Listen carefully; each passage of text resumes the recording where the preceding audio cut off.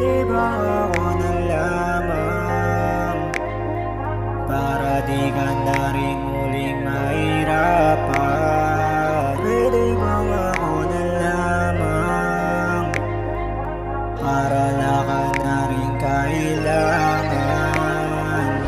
Pwede bang ako na lamang dahil malakas mga kalaban, at kahit na anong lakas mo di mo kaya maagapan. Kaya halika dito, palawakin natin ating mga kaalaman. Kamay ko'y hawakan, huwag kang bibitaw.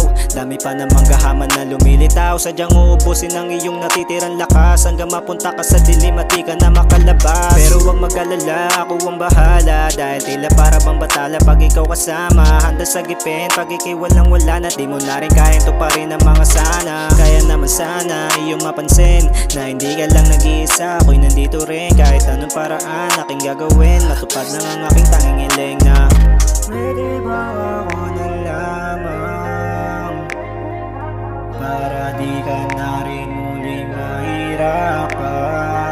Pwede bang ako na lamang para wala ka na rin kailangan?